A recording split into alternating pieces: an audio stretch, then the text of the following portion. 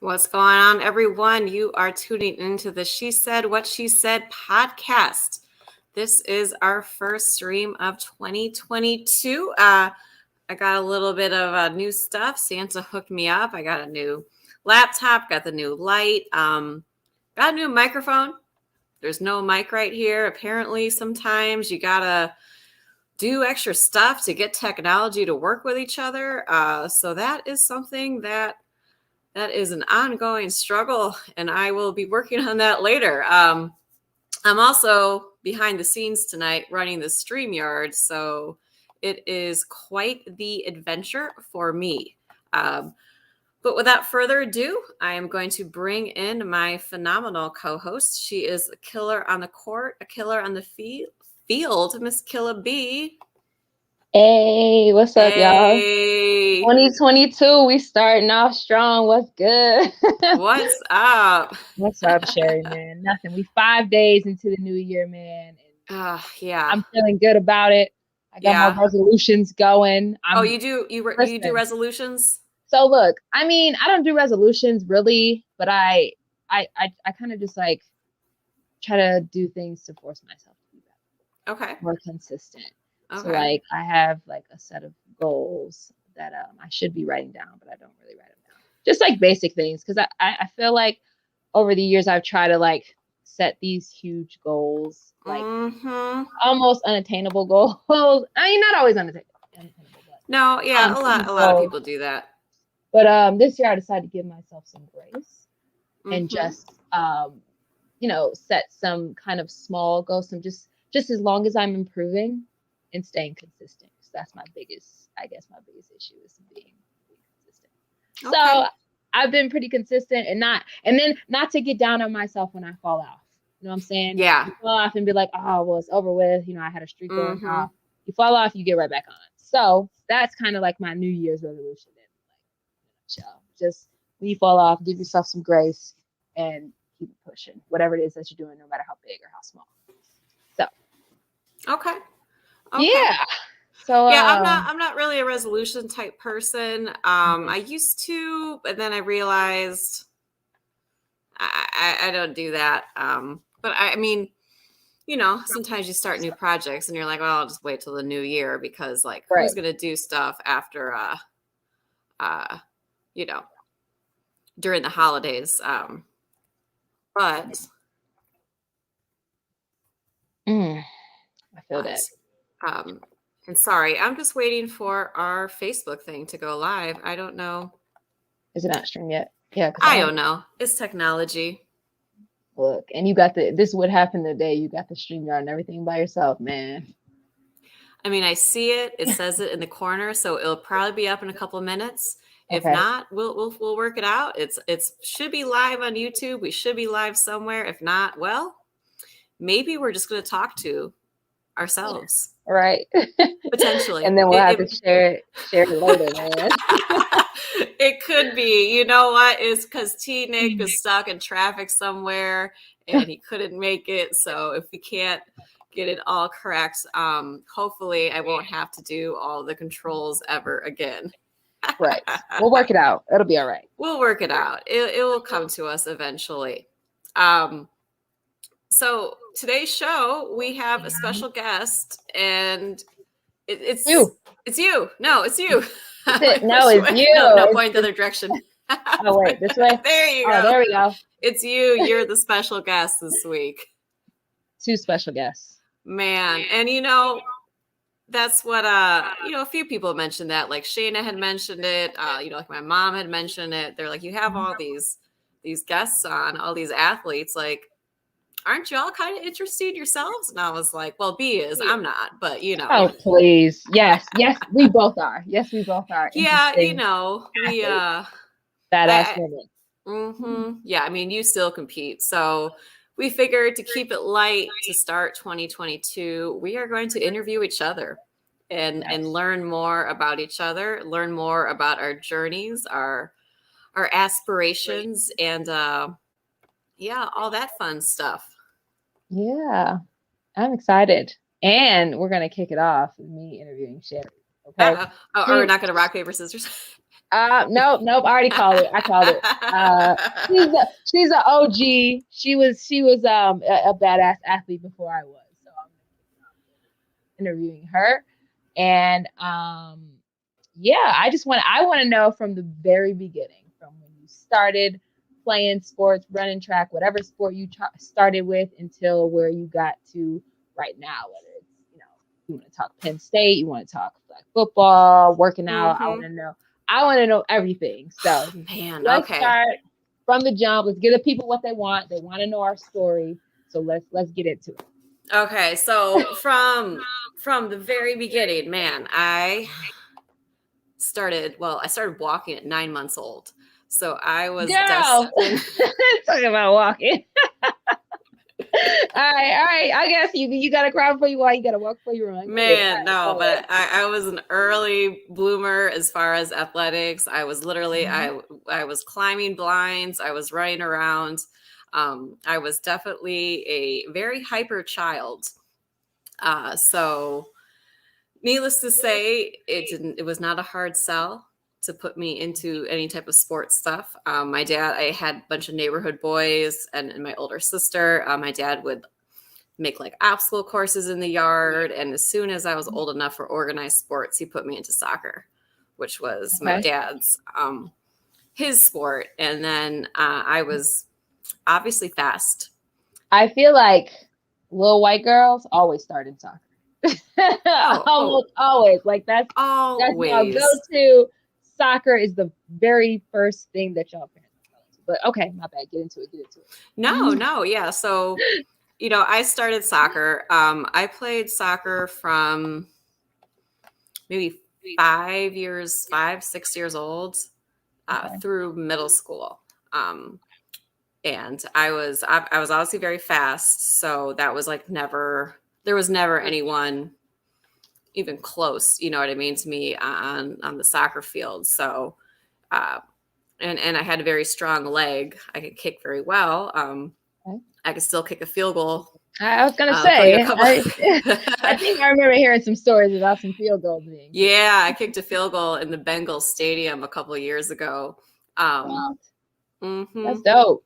Yeah, I was a little intoxicated, to say the least. I just had some short. How many yards? It was from, I think, the 10-yard line. Okay, that's still something. 10 yards. That's still the Bengals stadium now. That's still something. Yeah. We went back and intoxicated. That's that was the key. I mean, just a little. My mom watches this, but it was after a friend that has a suite there. So there was a lot of alcohol coming. They won the game. They had like a big comeback. So, we went further back yardage wise. I had no problem with the distance. It's the accuracy started to get a little suspect, shall we say. Yeah, I can see that. That's the first thing that starts to go when you've been drinking. Right, they're like, go straight. I was like, oh, okay, over here. Okay. I got it. Okay, straight. Okay, I got you. Everyone else trying to look like Charlie Brown, with the whole little, like, no. So I had a really strong leg. I kicked like every corner kick, like both sides. So I was a really good soccer player. I played travel soccer in middle school, so would go to tournaments around the state of Michigan. But I was good at it. I didn't necessarily like all the contact. I did not like to head the ball. When they start to have you head the ball, I was like, I don't really want to jump up like like that and hit my head with this. I had some teammates like breaking collarbones and just kind of like terrible injuries. So and in the state of Michigan, track and soccer are both spring sport. Okay. Yeah, it's not really conducive to doing both in high school. So I picked track. Okay. Yeah. It was, and I guess I kind of take it for granted a little bit because in my mind, I was just always like, all right, well, I'm going to do D1 athletics. And it was just kind of like the thing that people do. My neighbors across the street from me, they had 3 kids. Their oldest boy played football at West Virginia, Their next boy played soccer at Stanford, and then their daughter ran track at Stanford. Wow. So those were like the neighborhood. The whole family loaded, man. Like, no, they were all like homecoming king and queen, the Wool folks. They were like the perfect family. Their dad competed masters track and field. Yeah. So it was like, they were all going D1 and this and that. And Robin had, gotten me into running track. And so it was just kind of like the natural progression, right? My high school program was one of the top 10 programs in the country when I was there, ranked. So a lot of people out of my high school track program went D1. So it was not like unreasonable to think that would happen for me. An attainable goal. It was a very obtainable goal. Okay. And I gotta stop playing with my hair. My mommy tells me that I play with my hair too much when I'm streaming. Mamas be knowing, man. Yeah, she's like, you touch your hair too much. I was like, well, hopefully with the new headphones, everything will be in place. Thanks, Mom. Mothers. Right. Yeah. So that's really kind of how I kind of stumbled into track. Okay. And then, so you ran in high school. What's your most memorable race, or your favorite race that you won in high school? In high school, my favorite race. Well, so or memorable, your most memorable. God, we won a lot of things, and so it's hard to pick which thing that we won. But I would say probably in high school. So I ran the 100 and 200 in high school. Apparently my coach, he always knew that I was going to be a 400 runner, but because he was a really good coach, so he could kind of coach anyone to be able to run like the 400 type, but you can't coach 100 meter speed. So he let me run the 100. I guess at some point in like 8th grade, he told my dad that I would have to move up because I would never make like state finals in the 100. Obviously I proved him wrong. But it was, that's what we do. I'm like, I'm sorry. You said I couldn't do that. She said she was going to make the state finals. She's going to make the state finals. I was going to, I was obviously making 200 meter state finals earlier in my career. But honestly, and it's kind of like what Shayna was saying, my teammate from Penn State, Shayna Cox, my greatest memories are really going to be relay things because it's that team aspect of it. There's just something about your team. So my senior year in high school, my high school team, we won by a ton, but we won the 4x1, the 4x2, the 4x4, and the 4x8. And I believe every single one was either a meet record or a state record. What? Damn. So you guys won these at state? Yeah. Or at the state meet. We won. I said when we dominated the state of Michigan, we dominated the state of Michigan. So like my 4x1, for like freshman, sophomore, and junior year, I ran the lead leg. But we played around a little bit because the girl that I handed the baton off to, who ran second leg, hopefully you'll get to meet her in the next couple of months. She was a multi-time All-American at USC in the 100 hurdles, and she was actually a silver medalist in the 60-meter hurdles. So needless to say, she was fast. Wow. The other two people on the relay were sophomores, but they were like 400-meter runners. One actually ended up running at Vanderbilt. The other ran at Syracuse. But we manipulated the relay. So they moved me to the anchor. They kept Candace in the second leg. So she got the baton at the very beginning of the exchange zone, gave it away at the very end. And I got the baton at the very beginning of the exchange zone. So Candace ran almost 120 meters. I ran almost 110. And the other two younger girls did not quite run 100. So we kind of manipulated it a little bit. And we ended up breaking a record that we had my sophomore year that I didn't think we were going to break, because that one, the other girl, like one of the girls ran on Cornell. There was just all types of great people on there. So, but that would be one of probably my favorite, just because it was like, I don't want to run anchor. I was like, I run lead leg, like, right. I don't want to do that. It's lit. And then for y'all to win all of those, like, Yeah, all of that's them. nuts. All of Like, them. I've Yeah. never heard of that. I mean, mind you, I haven't been much into track since like freshman year in high school, but No, that I know that's impressive. I know that is impressive. it's definitely not the normal. Like you usually have, a sprint powerhouse school, a distance powerhouse school, but we don't necessarily have, schools that can do everything. Mm-hmm. And B, by the way, I found the video on Facebook. I was streaming it to the Chicago Clubhouse Network, not the Chicago Clubhouse podcast. I Okay. told you I was going to mess something up. I'm sorry, T. Nick. I did it. I was like, let me look real quick. I'm like looking at my little symbols. This is what happens when you put Sherry in charge of everything. Listen, first time you did your best. It's fine. The first time, Man, I really tried. We'll get it together. I tried so hard. Okay, so we talked about high school. We talked about y'all breaking all these damn records and just annihilating everybody in Michigan.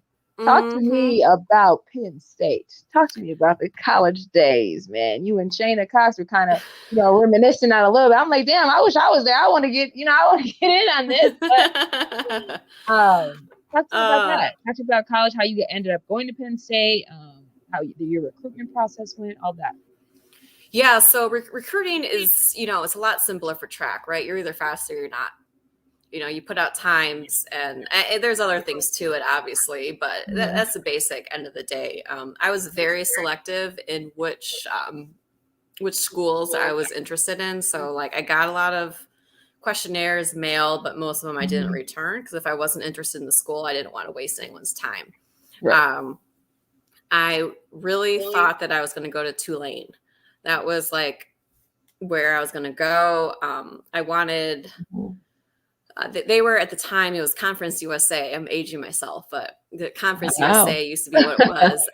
And they were the powerhouse of the Conference USA, and they sent a 4x4 to nationals all the time. I knew going into I could have ran the 100 at smaller schools, smaller divisions. What didn't really interest me. So I wanted to go to a school that appealed to me. I was like, oh, that's going to be like a great coach. Like I'm going to, be able to develop. So I was dead set on going to Tulane. Mind you, fortunately, I applied to some other places because, spoiler alert, I went here.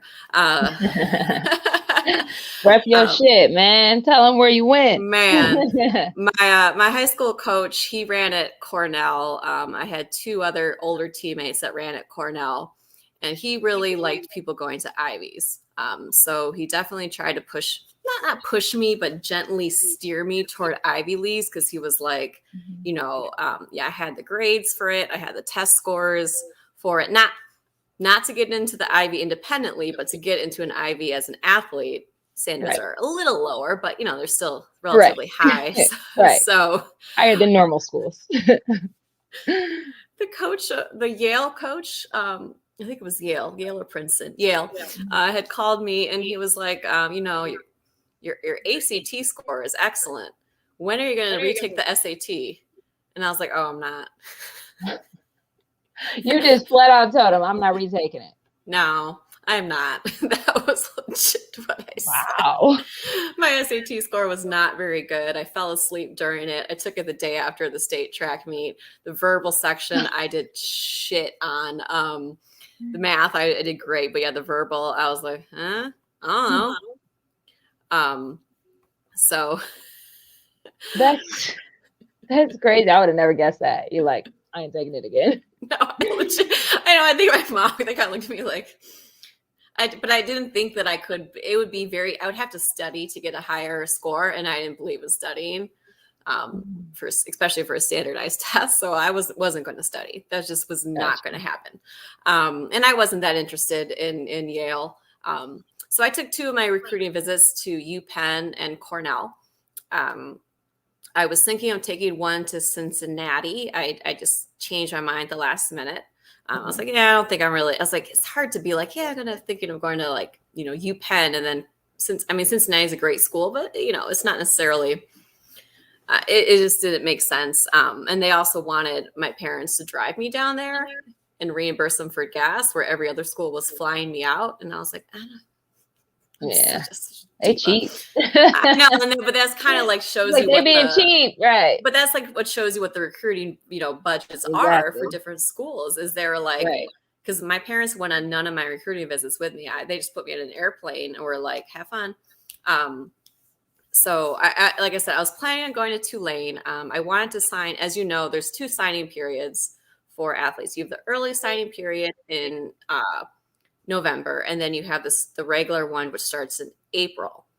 Now, Tulane's academic scholarship stuff came out in December.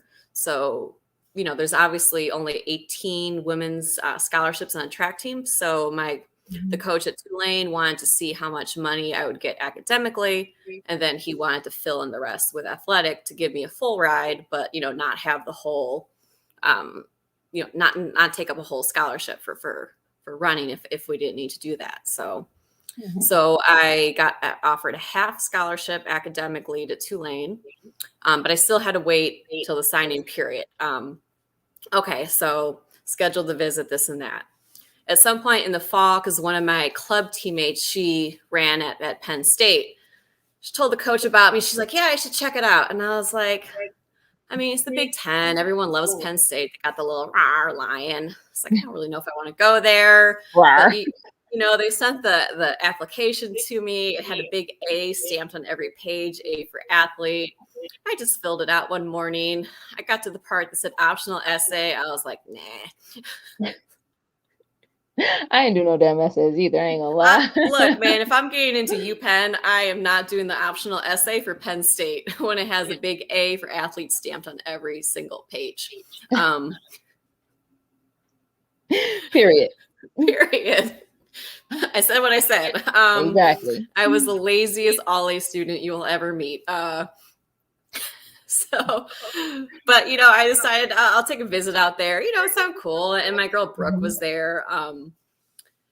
Moral of the story, how I ended up at Penn State. Well, the week that I was supposed to go to Tulane, I got mono. I had to cancel that trip. Right after the indoor season, the coach who had been there for decades quit. Right after the indoor season, I don't know what happened. A bunch of the people left. I said, oh, fuck. This might not be the move. this might not be the move for me. I had no one contacted me because I was the coach's recruit. You know what I mean? I hadn't signed anything. I was like, I'm certainly not going to track someone down to go to a school that I was going there for the coach, right? So I decided I did not. Cornell was kind of like not the correct fit for me academically as far as their programs. UPenn called me and they're like, do you want to go? Yes or no? Tell us. And I was like, no. So, girl, you just out here playing Russian roulette with your life. Man, but it came down I'm not to taking that class. I'm not going here. I'm not doing this. Stubbornness. It came down because I was kind of later in the game. Like there was no scholarship money available for me at Penn State. So it was going to be, kind of paying for it. There is no way in hell you can tell me that UPenn is 3 times better than Penn State. It's just not ever going to happen. And I thought I wanted to work in for an NBA team or something. So Penn State was the move. So I ended up walking onto the team. I was a recruited walk-on at Penn State. And then obviously they gave me money later once I started making Big Ten finals and stuff. So yeah, I kind of just ended up there. Wow. I was like, huh. I didn't know that. Yeah. It's funny. It's crazy how you don't know people. I'm thinking oh man, Penn State, she always wanted to go there since she was a little kid. This is her school. Nope. And look at that. Nope. Never did. If Brooke hadn't gone there, I never would have even considered it. It turned out in my favor because I wasn't really a huge fan of the coach. I didn't think she was that good of a coach. And that was kind of a big deterrent for me. They were also kind of a bottom feeder of the Big Ten, and I like to win. But that coach got canned the summer before I got there. And they brought in a really good coach. My first coach there, Coach Jeff. And our my freshman year, we got second place. So we went in from conference in the Big Ten.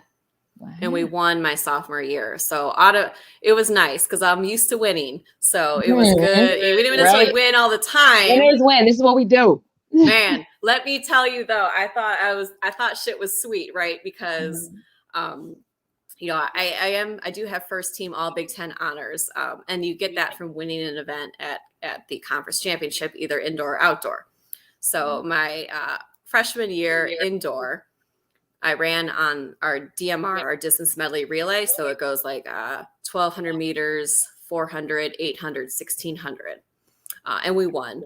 And so, I'm like, just like high school, winning all these relays. Yeah, let's get it. Why did I never even get a medal in another relay the rest of my time there? Damn.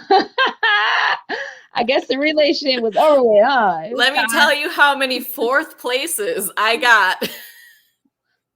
How many?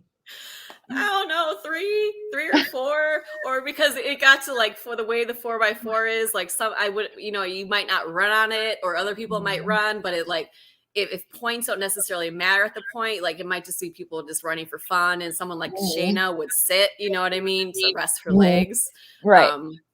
My sophomore year indoors, I tried to be Superwoman, and it's like I ran.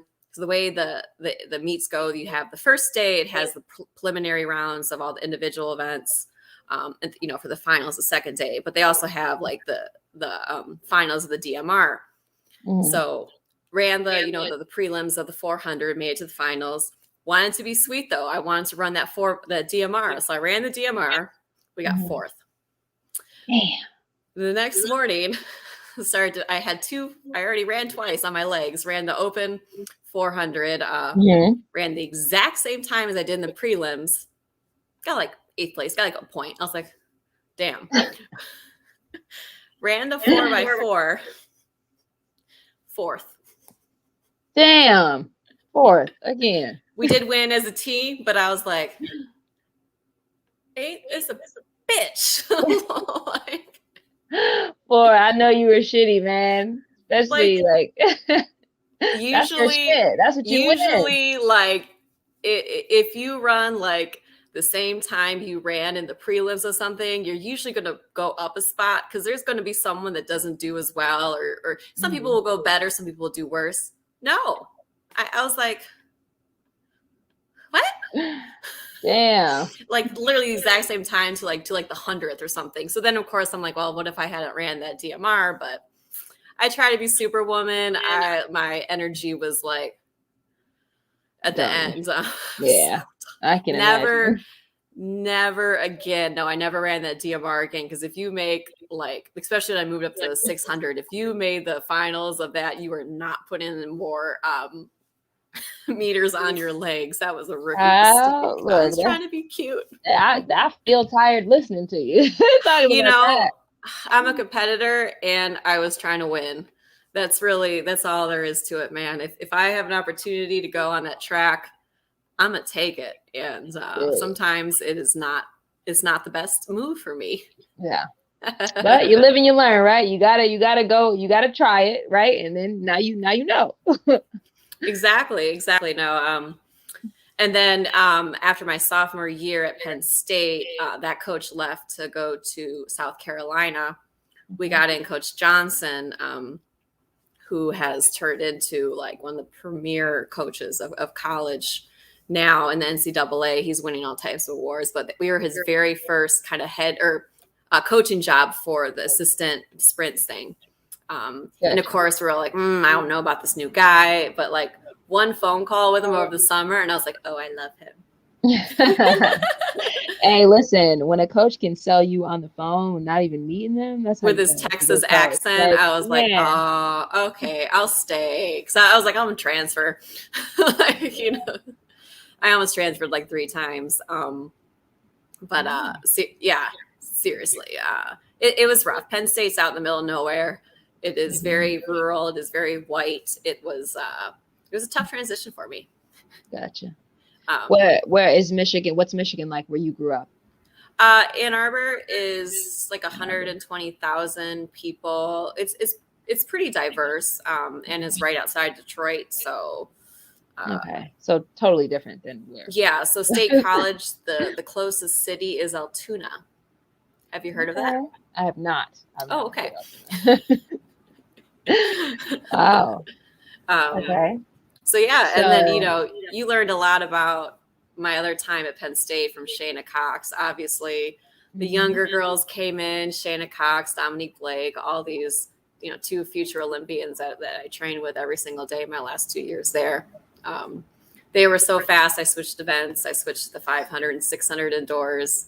But as we were saying with Shayna, it was kind of fun because I got to train with 2 of the best people, really in the country. So talk about having someone to push you. And then I got to run a different event.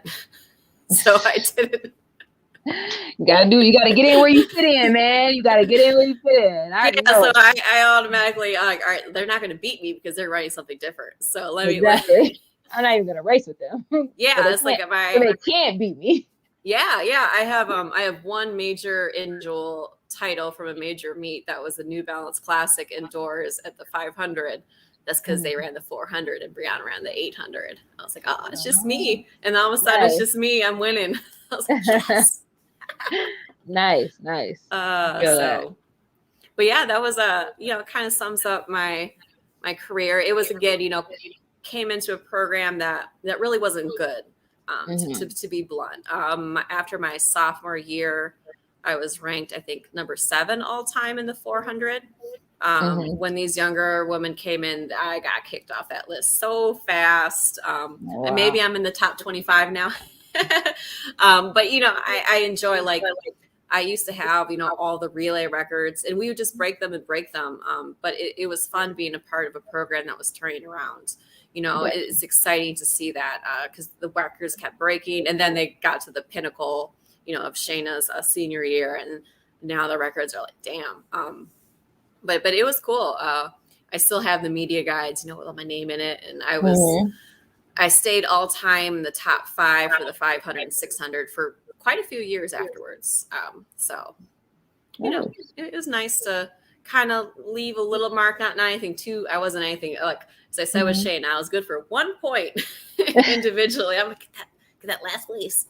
Get that 8th place. Got you.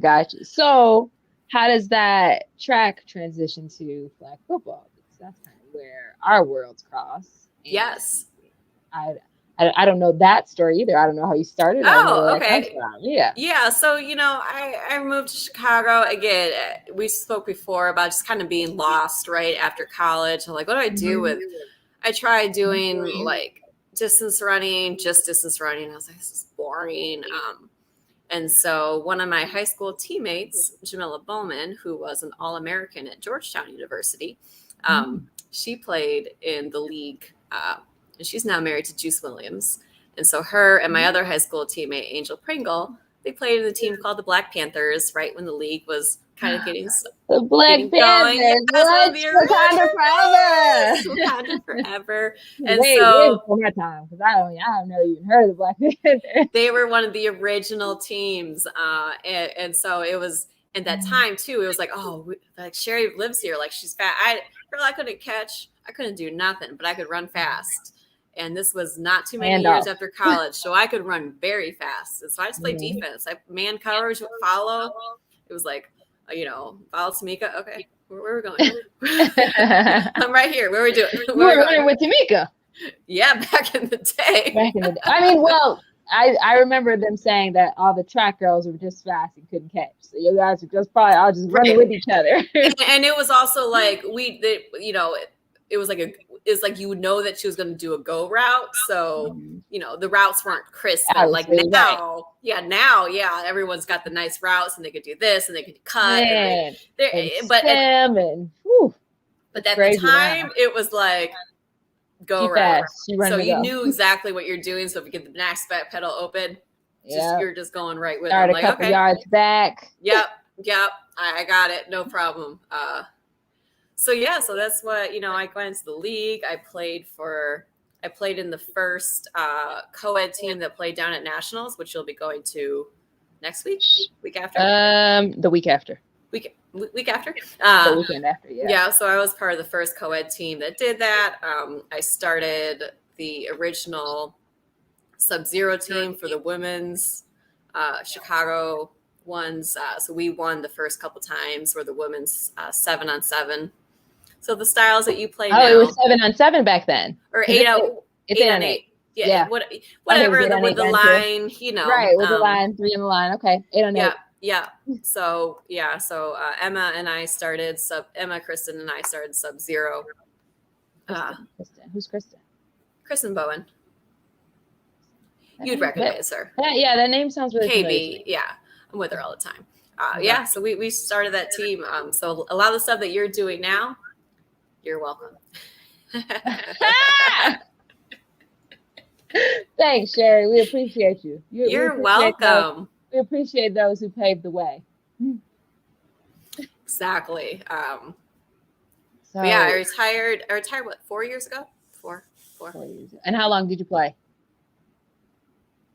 Because I feel like as I was coming in, you were going out. Sure. Yeah.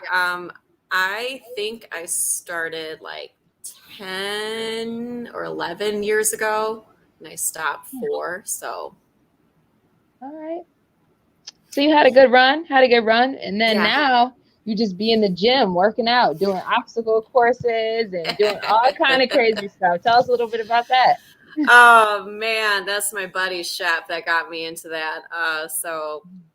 My buddy Charles Shepard, he owns a training studio in my old building, and he was looking for something new to do. Someone suggested he run a Spartan race with the obstacles, and he was like, "Yeah, you should do it." I'm like, "Yeah, okay, sure, friend." And then in 2019, I did the stadium one with him at Wrigley Field. They actually had one at Wrigley Field, and I was like, "Oh, this is fun. I'm good at it." We ran in the open division, and I was like, "All these people gotta get out of my fucking way." So now I run age group. Okay, because I'm competitive. Right. Obviously, couldn't do any in 2020 because of COVID. But I did 3 of them last year. I did the 3 different base distances. So I did a sprint in Texas as a 5K. I did a super, which is 6-7 miles with like 30 obstacles in Ohio. And then I did the Beast, which is like a half marathon. And what's the training like for those?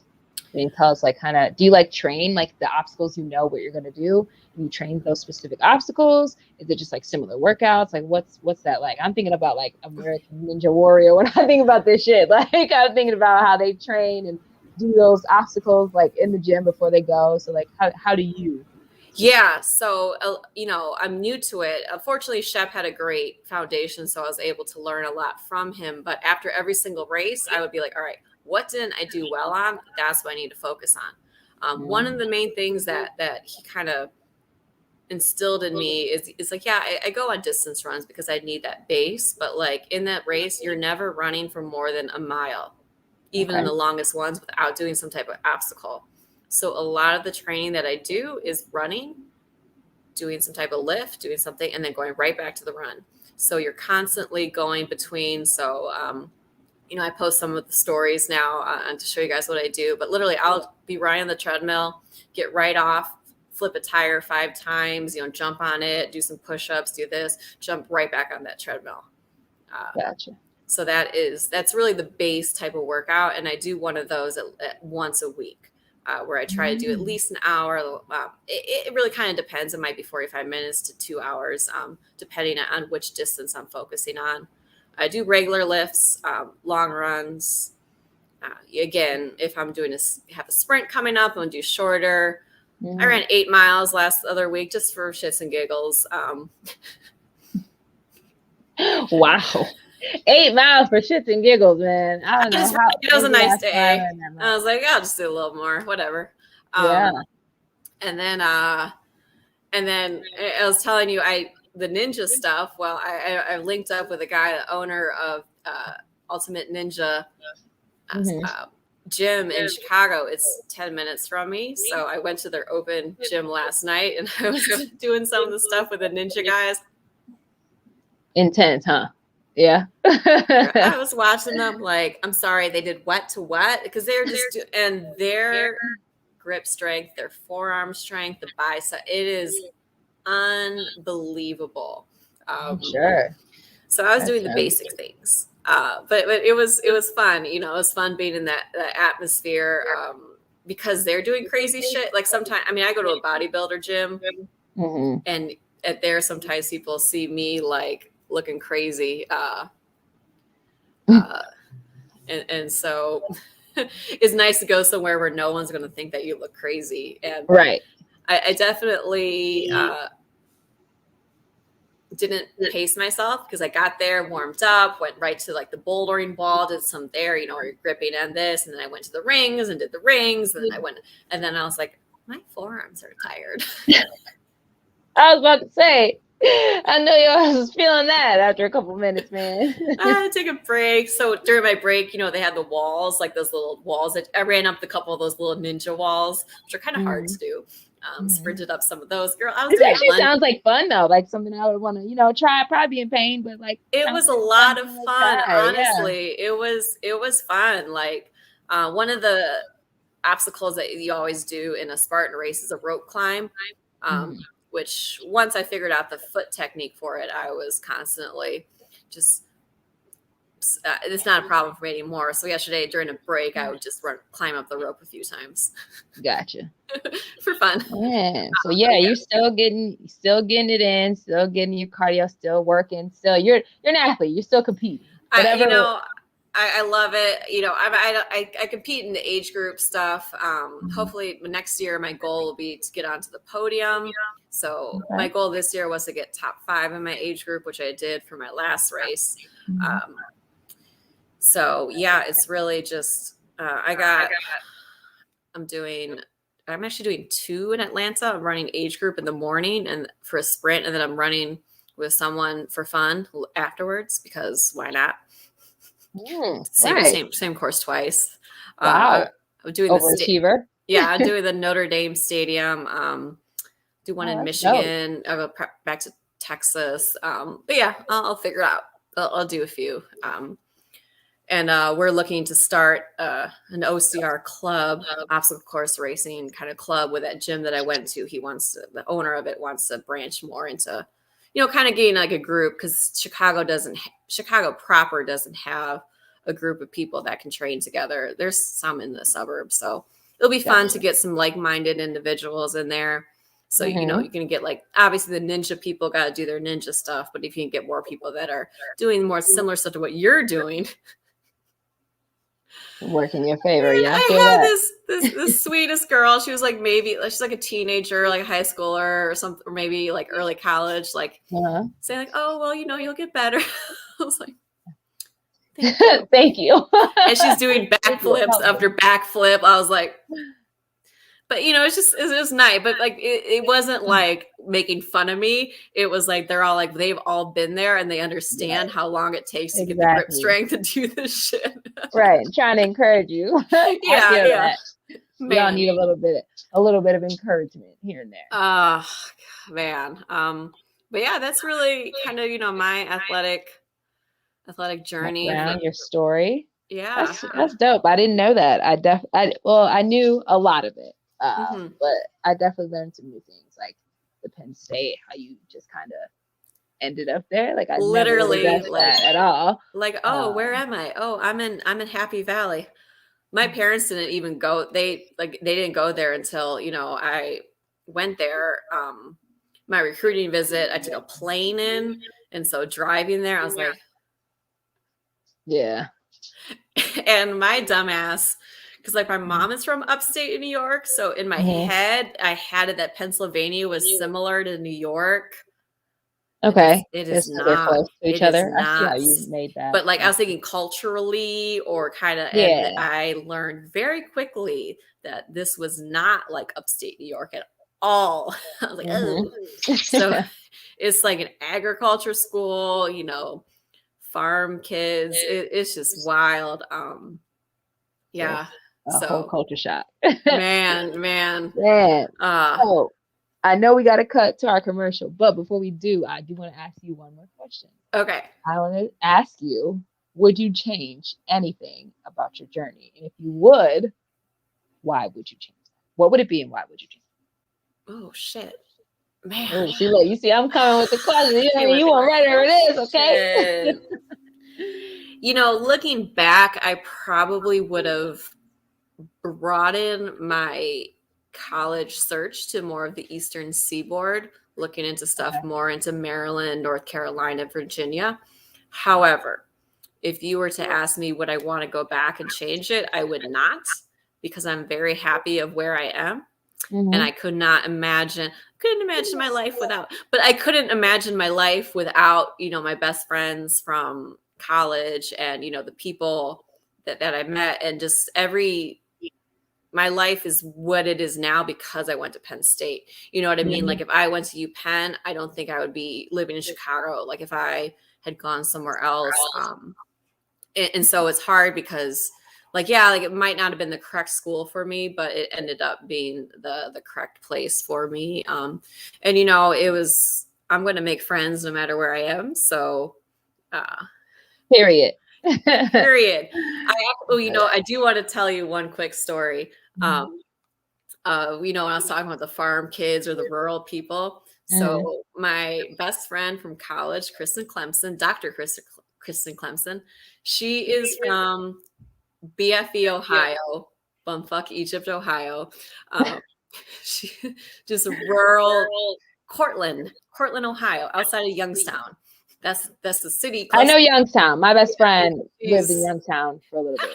So I know your Youngstown. Yeah. So I went to go visit her parents' place one time in college, and she was apparently super embarrassed that her mom had a box of chicks that had just been born underneath the heat lamp in their living room. And she was like, this is embarrassing. I can't believe it. Whereas I was like, there's baby chicks. I was like, this is dope. I remember doing that in 4th grade, how to in class, under the lamp. I was like, that's cool. This is so cool. And so it's just so funny, the perspective. And actually one other quick funny story about her. So when you're asking kind of the favorite memories from high school, our senior year, there's a track meet called the Midwest Meet of Champions, where the top seniors from Michigan, Ohio, Indiana, maybe Kentucky, all compete at a track meet. And it's kind of a low key meet. Each person only runs 2 events. My coach told the coach that he's like, she's going to run the 400 in college. She'll put her on the 4x4. I was like, oh, thanks. I thought I was going to be running the 100, 4x1 and the open 100. He was like, nope, I got other plans. And so, when we got to the meet, I heard about this girl from Ohio that was this discus, one of the best discus people out there, how she was going to crush everyone. Turned out to be Clem. And the funny part was, when they were up there on a hill throwing the discus, she said they looked down, they looked at the 4x1, and they're like, oh, look at Michigan. They got a little white girl running lead leg. Ha! Man, and then the gun goes off, and she was like, oh. And then obviously ended up being, we figured that out kind of. She was like, oh, you were the one? I was like, yeah, and you were the one. So my dad would save all the newspaper clippings of the meet results. So I actually have one. I checked over, I think in the summer. I still have it from that track meet where it has her name, Kristen Clemson, in there, and then it has me as well. So it's kind of fun to see, your college best friend and going exactly. Michigan won, by the way. Michigan won by a lot. Period. Okay. Period. We did not win the women's discus, though. Right. Yeah, that's a lot. Kristen Clemson won that one. She was phenomenal. She's the best discus thrower ever at Penn State. She was just an absolute phenomenal beast in that event. She's also a 6 foot tall, well-built woman. And she was my bodyguard throughout college. That's why I'm still alive, probably. Well, shout out to our Kristen Clemson, man. Thank Kristen you for keeping Clemson. Sherry alive, man. Thank We you. I appreciate love you. it. I love it. That is That's dope. Listen, Bliss. Chris. Yes, I am from. I keep forgetting to look at these comments, but yes, I'm from Ann Arbor, and yes, Okay. I also get asked a lot. How could you go to Michigan? No one from my high school ran at Michigan. The sprint coach at Michigan and my high school coach didn't get along. We don't know why. You know, probably something from like the 80s, you know, two older men beefing about something. But yeah, and everyone loves Penn State. No one really hates us. My dad had no problem with me going there. It's not like I went to Ohio State. And on that note, shots fired. Shots fired. Pew, pew. Pew, pew. On that note, I'm going to flip us over into commercial. And we'll be back to interview B. Tranquility. Trey Bella. Alleviate the stress of your day. A fresh approach to nail care service at the top of the pampering scale. Awaken your senses with no chemical smells. Relax. We're at your service with professional, personalized treatments. Enjoy a manicure or pedicure tailored to you. Trey Bella Nail Spa, 10349 South Halsted in Chicago. Follow us on Facebook and Instagram at Trey Bella Nail Spa or book at TreyBellaNailSpa.com.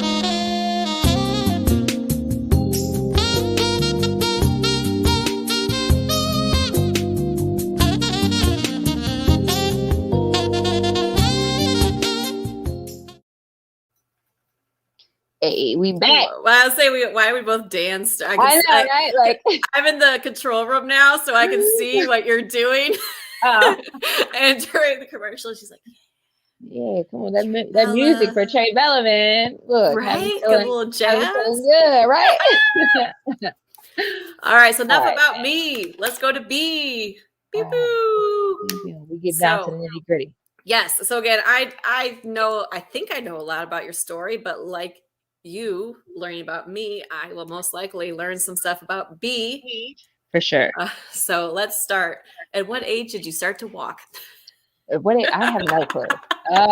Probably not 9 months. We'll just start right there. I was a premature baby, came a month early. Oh, really? Almost didn't make it.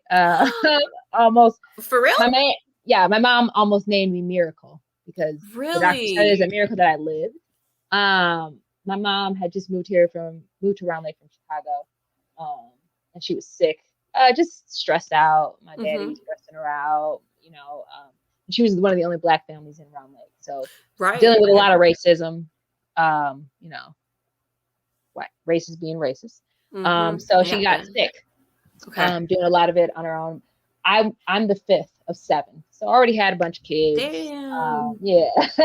So got herself a little sick, and which made me sick. So I had to come early. My birthday is supposed to be July 13th.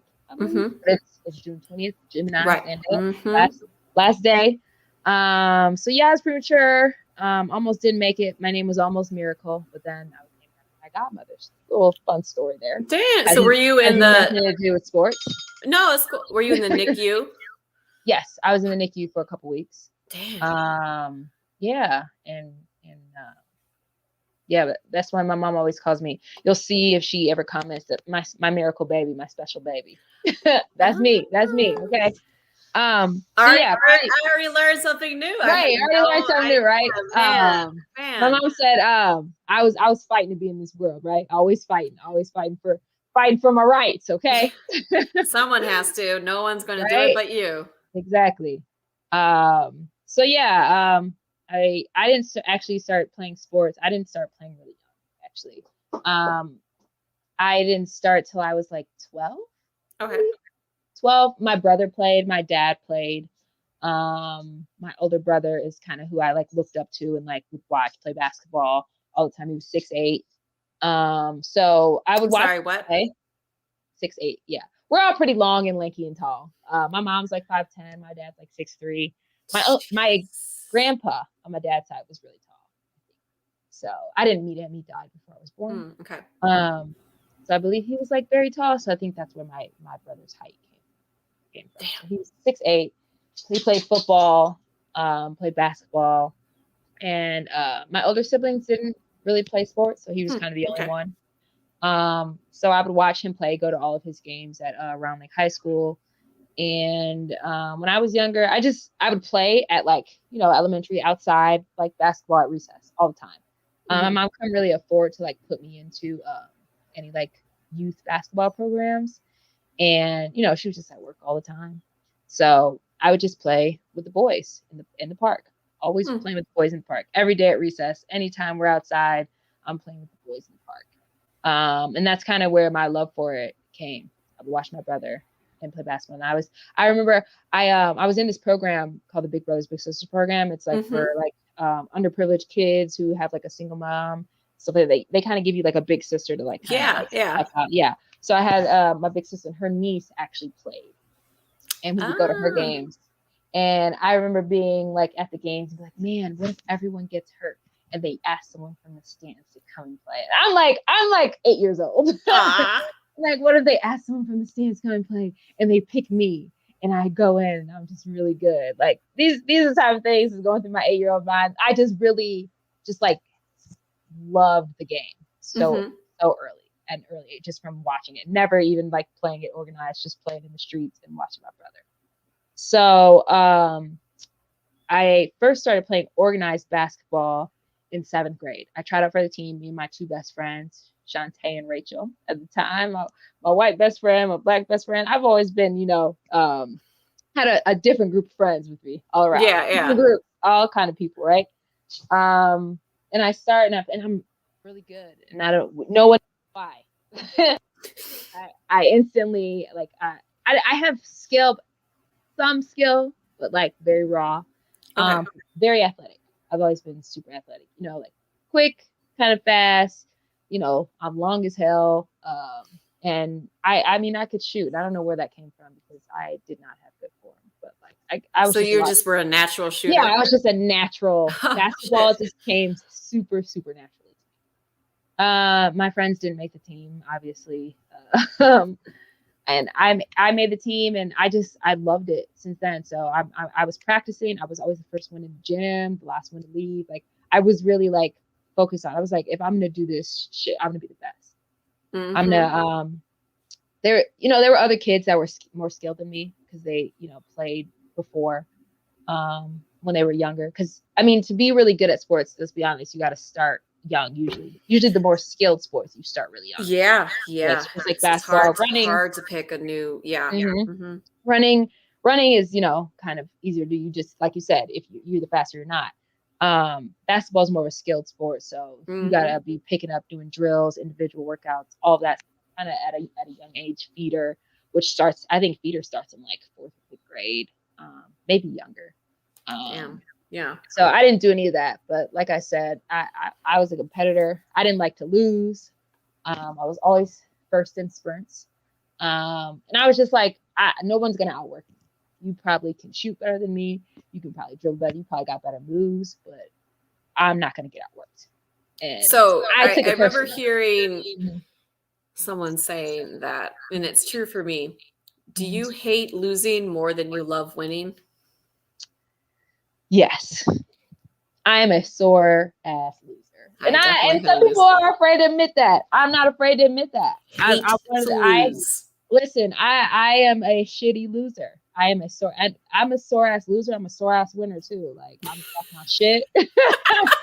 I'm talking my shit. Like, listen, I am who I am. Okay. At this point, I've accepted it. Still trying to be better at the same time, but I'm a competitor. I don't like to lose, and like losing stings way. Like losing. I definitely hate losing more than I like winning. I heard that phrase once, and I was like, that's legit. Yeah, that's dead ass. I love to win, but oh my God, losing is just. Yeah, it's nuts. It stings. It don't sit right in my spirit. That's why we're winners. That's why we're built to win. Man. So yeah, I played basketball in 7th grade. I also started track. I ran track. Also very good at track. I know. I figured you love that part. I hated track though. I ain't gonna lie to you. Hated it. The butterflies in your stomach right before the race. Hated that. hated the workouts, hated practicing, hated the idea of running around a circle for nothing. Oval, whatever. The oval. But very good at track. I was actually better at track than I was basketball. Really? Yes. And I also ran the 400. I did the 100 and 200 because I was fast, but like I was more of a 400 runner. You got them long legs. Long ass legs, but also fast. But my best race was the hurdles. I did the hurdles. That's what I ran in high school too as well. I'll get to that. So I ran track 7th and 8th grade, and I played basketball. Did well. Kind of the best player on the team, the whole, young jock story. And then I get to high school, and I actually started playing basketball over the summer with the varsity team because I was a little bit more advanced. So I would play up around like high school. Weren't very good at sports, especially not basketball. So of course they're like, this young talent, she's gonna come help the older girls. So I would play in like summer leagues with them. And that was also helping with my development. You know what I mean? I'm playing bigger, stronger, older, faster girls. So that's also helping me get better. So I start off in freshman year and I make the varsity team. I try out and I'm the starting point guard at Rutland. Nice. As I'm the varsity team. Very raw. Mind you, not the best ball handler. Just very raw talent. You know what I'm saying? I was just a go-getter. My high school coach, he always tells me, he's like, you're not the best player I ever coached. And I don't know if he tells me that just to like get on my like skin. But he's like, you're not the best player I've ever coached, but you're the hardest worker and the hardest practice player I've ever coached. And I was like, you know what? I'll take that, coach. I'll take that.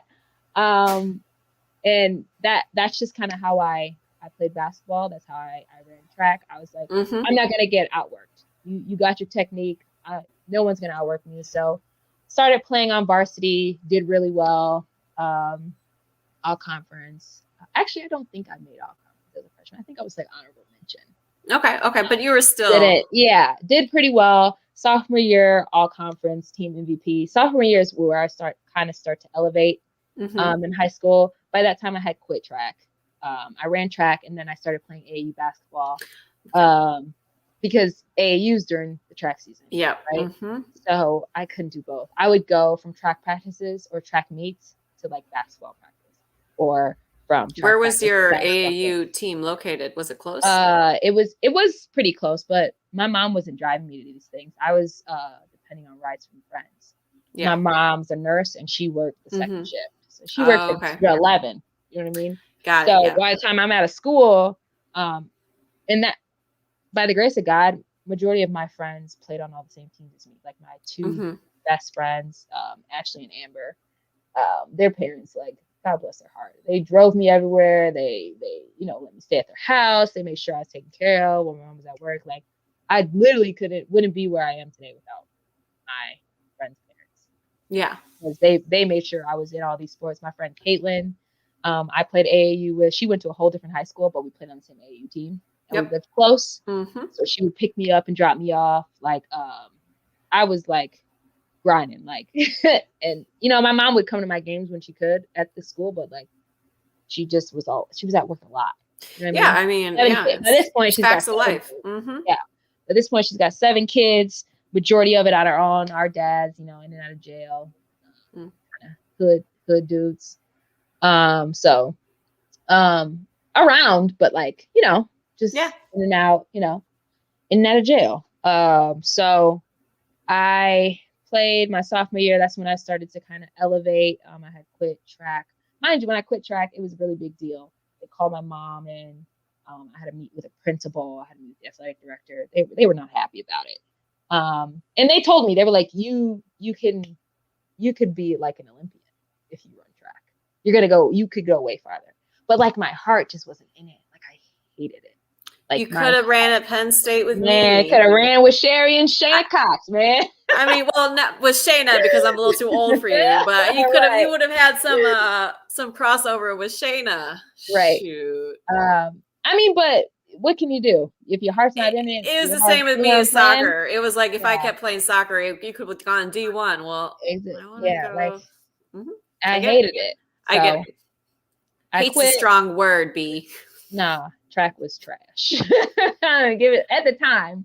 If I didn't know what I know now, I'd never quit, no matter how much I didn't like it, right? But basketball is definitely where my heart is. Yeah. But I picked up volleyball too. That's right. Mm-hmm. So sophomore year, I picked up volleyball. Mind you, very raw, didn't come as natural. Kind of sucked, not gonna lie. But like I said, hard worker. So I'm in varsity as a sophomore. I'm playing varsity volleyball, and I'm athletic, so I'm jumping really high. I played middle, so blocking a lot. Okay. Quick hits. My coach was very good about playing to my strengths since I was so raw and didn't I was a terrible passer, a terrible setter. I subbed out whenever I got to back row because I couldn't pass. I just was going to be on that front row. Right. Yeah. Don't you rotate or something? In yeah. Okay. There's rotates, but the bigs always rotate out when they get to back row. And the libero comes in and helps you out. And then you can just go right back in? Yep. No, you wait until the rotation goes through and then you sub in. Oh, so you had to wait for the full. Not the full. I don't remember how exactly it goes, but I know you don't wait for the full, but I know you don't sub back in. Okay. Right away. You have to wait for I think it's 3 spots, maybe. Okay. Because I was an okay server, but not a strong server. I mainly just blocked and hit the ball. Yeah. Okay. Because I was a front. Couldn't set worth shit. Couldn't serve worth shit. Couldn't serve, couldn't pass. I had never played volleyball before.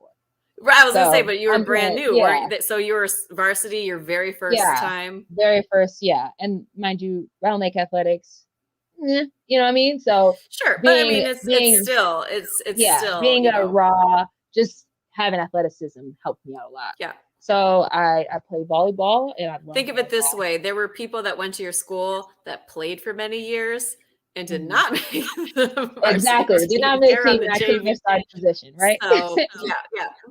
So I played volleyball. I played basketball. Started to elevate sophomore year. Junior year, when I kind of made a name for myself around Lake County, where I grew up, and started being one of the top players. And I don't know. I don't know what kind of clicked with basketball. I think I had been in the gym all the time. I was playing in a bunch of skate parks with the guys all over summer. And I just started to get better. So junior year, all conference, MVP again. My team still wasn't very good, to be honest. Me and my 2 best friends, we all played varsity together. We all traveled together. We played summer league together. And I think junior year is kind of when our team got, I guess we started to get good because we had been playing together for so long. Yeah, that'll do it. So that chemistry was starting to build. Coach was working with us. We were doing summer camps. And the junior year is when I really started to be a standout. I started getting a bunch of college letters. Started traveling for AAU. Just really kind of making a name for myself. Everybody knew who I am. I'm one of the best basketball players in the area always. And then senior year, right before the season, my brother died. Oh, my 6'8" brother. He was killed in Chicago. I've seen your post about that on Facebook. Now that you say that, yeah. Always got a tribute to him.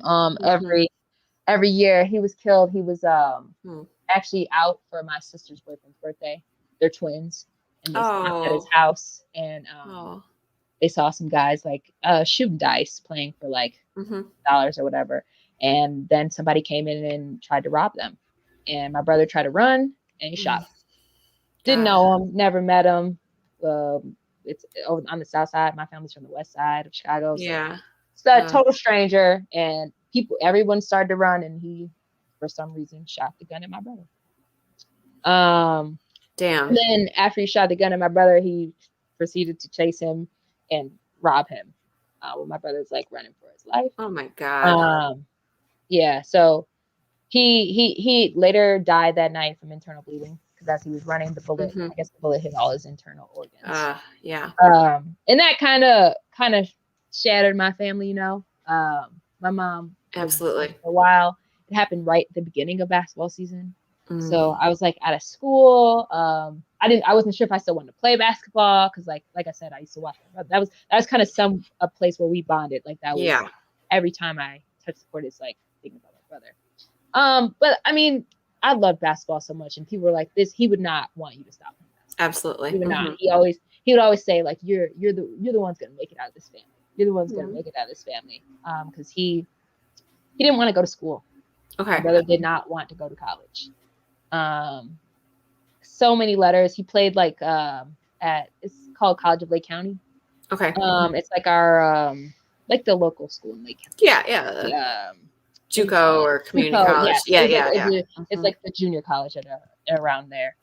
And he played there for a little bit. Didn't get along with the coach. Never got along with the coach in high school either. So he just didn't want to go to school. Yeah. My brother was 22 when he died. I have a nephew who was 2 at the time. Oh my God. Behind. Looks just like him, plays just like him, acts just like him, everything. He's a freshman at Stevenson right now. Okay. He plays basketball there. He's doing pretty good. How tall is he? He's not very tall yet. So we don't know if he's going to, his mom's really short. So we don't know if he's going to get the height. Got it. But my brother didn't get it until he was like a sophomore. Yeah, a lot of guys don't get it. So we'll see. But he's left-handed, just like my brother, plays just like him, looks just like him. Lefties. How? Yeah. Lefties, man, they always got the prettiest jump shot. I always said that. Always had the prettiest jump shot. Harder to defend, man. Nonetheless, senior year, I decided to go back. And we had a really good season. I think we have the best record ever at our school for that season. I think we were like 28-4. Nice. 7-3, something like that. We were like recognized by like the board and the division. We won our division. Lost conference. So the way Lake County does it, you have like 2 divisions.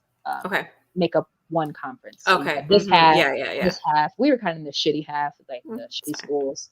And like Stevenson and like the Warrens, where Sarah Booth went to Stanford, all those schools were like Libertyville. The better schools were on this side. Okay.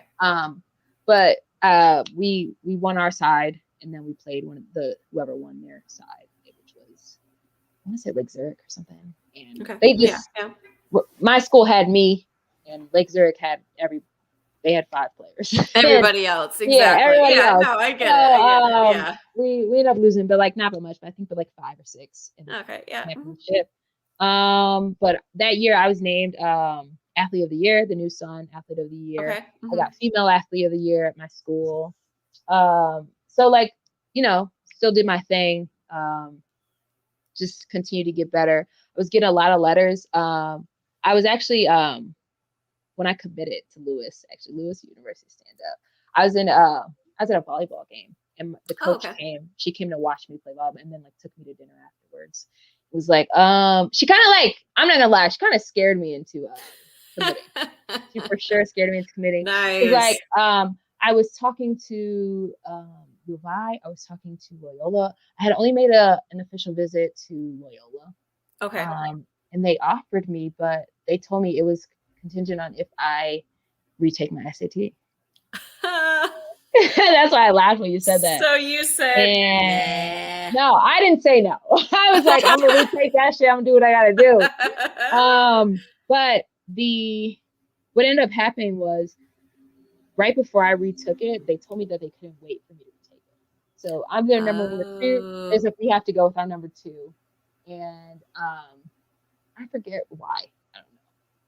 But I went to Loyola. I stayed there and visited. Lewis was the only other school I went to. And then U of I never got down there. I committed in the early signing. I committed to Lewis. Oh, you did the early signing. Okay. Yeah, and I committed. IUPUI was one of my top schools too. I never ended up going to. To be honest, my family just didn't know anything about college. Yeah. First generation. Knew nothing about the recruiting process. Didn't know anything about visits. I didn't go to nobody knew who I was. Yeah. I would, anytime I went to a big national tournament, I would get letters. They'd be like, who is this girl that we never knew? But you know what I mean? Like, but I would get letters, and then it'd fall off, and then I just you just come from a small school, small town. Your school's not on the map. We don't have a 6'5" like Candace Parker or Maya Moore. These are like girls I would hear about when I was in high school. You know what I mean? Oh yeah, that's right. Yeah, that is the age group. Yeah, we didn't have any of that. Candace is a little older, but Maya Moore is right. So yeah, right but she would have been. Yeah. So I remember watching her at Tennessee, and that's where I wanted to go. I was like, I'm going to go to Tennessee. I'm going to go to Tennessee. And I never crossed my mind that I had to get my name out there. And I always say, if we had this damn Instagram and these highlight videos and all this social media when I was younger, what? Because that's what you learn about these girls. These girls they're not coming from these big schools, well-known schools. You see they come from this little bumblefuck school, but they highlight real nasty. And you have to, you have to promote yourself. Yeah, you don't have to go there to their school or you can see on just by watching the video. Yeah. So didn't have that. I was afraid to not go anywhere. Okay. So Bliss was I went and I just loved the campus. It was small, it was intimate. I wasn't a big school type of person. Okay. I think about it, I could have went anywhere and been fine. But at the time, I was worried about being close to home. I was worried about being in a classroom with 300 kids. I wanted to be in a small, intimate setting. Okay. And Lewis was just such a beautiful campus. Private Catholic LaSallian school. That didn't matter to me. I wasn't Catholic LaSallian. Never went to private school my whole life. So she actually kind of scared me into it. Matter of fact, when we were at dinner at a volleyball game, she was like, yeah, it'd be the same as Lil. You're our number one, but if we have to go with our number two, we will. And I was like, damn, it's like that. It's like that, Coach Carlson. You just going. So, and they were just really on me. It was really more than anyone. I think the only other school that was Loyola. Okay. Everybody else was kind of interested. I feel you would have been their backups for if for early hadn't gone those through. 3 schools. I knew I was their top recruit. Yeah. And they were in Illinois. They knew about me because I was local. So I ended up going to Lewis. I actually really struggled at Lewis. Okay. And I don't know if a lot of people know that. Basketball wise, academically, I've always been a decent student, ACT, whatever. Lewis, same thing. I think maybe a D, who knows. But I really struggled. Me and the coach didn't get along. Okay. She was a same coach that recruited you? Yes. Okay. But it was her first. She had just had her first year. So me as a freshman, I was her second year, and she was still trying to. I guess she was still trying to find her place and flex her muscle and show that she was the boss and show that she was supposed to be there. She was such a hard ass, and so was I, and we bumped heads because of it. I had never had a woman coach before either, and I came in like a freshman, I'm about to take somebody's spot, period. I that same thing. I don't get outworked, right? So I came in thinking I was gonna start, and to be in all honesty, I should have started if we're just basing it on basketball, but I didn't. Of course, the coach has to be loyal to her vets, but by the middle of the season, I was starting. Okay. Yeah. So starting, but not. I don't know if I don't think I fit well in her system. Okay. We wanted to set the ball up. Yeah. Run half court plays. I wanted to run the ball. This is my strength. I want to run. I'm fast. I want to get up and down the court. I want to play, run and gun. I want to go. Yeah. And eventually she started to change to that. But first couple years were a struggle. I almost transferred a couple times too. Okay. Coach almost kicked me out a couple times from us just butting heads arguing. I didn't like the girls on the team. Oh, that's hard. There was a lot of majority of them. Some were still cool. Some we still have relationships to this day. I actually played with Angel. She plays in the league. She's younger, 2 years younger. She came later. She played at Lewis. She was at Lewis too? Yeah, we played together. Okay. one of the teammates I obviously liked a lot. Yeah. I was say, I hope especially- you like her because this Yeah. is live and it's going to be Yeah, recorded. yeah. Shout And out she to runs Angel. in the same circle. For sure. So, Angel knows the vibes. She knows the vibes, always. Angel's like my sister, man. But the older girls were kind of like, they didn't like anybody new and better or good who they felt like was going to steal their spot. So they were like, yep, dealt with that myself. And it was always the people that weren't very good. Yeah, like, I mean, the girls, they were good. Actually, the girls, it was like 3 of them. One was like our best player, like post player, like leading scorer, and one was the point guard. So they were pretty good. They were solid, but I was just as good. Did you run point in college or did you move to shooting? Yeah, I moved to shooting guard. Okay. Shooting guard, 3 guard. Yeah. Okay. So back to school, they didn't like them. They didn't like me. And me being who I am, I was like, oh, okay, this is how we gonna do it. I don't kiss ass. Nope, sure don't. I don't kiss ass. I'm not. If you ain't fucking with me, I'm not rocking with you. Yep. I'm going off vibes, energy. You cool? I'm cool. If you're not, I could be worse. Yeah. So facts. Big facts. Glad I'm on your good side. Yeah, the bad side you'd hate to be on. Dude, that's not a good place to be. So despite that, freshman year was a struggle, blah blah. Sophomore year, we sucked bad. Chemistry was terrible. You could just tell. You can tell when a team, people don't like each other. The chemistry is off. No chemistry. Coaching was struggling. But somehow towards the end of the season we pulled it together and we won. We win conference. Wow. I actually remember that specifically because we were like the 9th seed, and that was the first time I had ever gotten drunk. I wasn't a drinker or a smoker or anything. So sophomore year, my first time being drunk. Mom, if you're watching, apologize. But yep, it was a wild night. It's a great night. We won conference, and that next year those girls were gone. Yep. Older girls. Yep. So we kind of started going a little run, kind of started to build some stuff. We had a bunch of good young girls coming in who were, good, very good basketball wise, but still not really my kind of group. Sure. I feel like the women at Lewis were teammates, not like family. You know what I mean? Not majority of them, but some of them were. Yeah, I mean, it's harder because basketball, there's how many people total on the team? Maybe like 15. 15.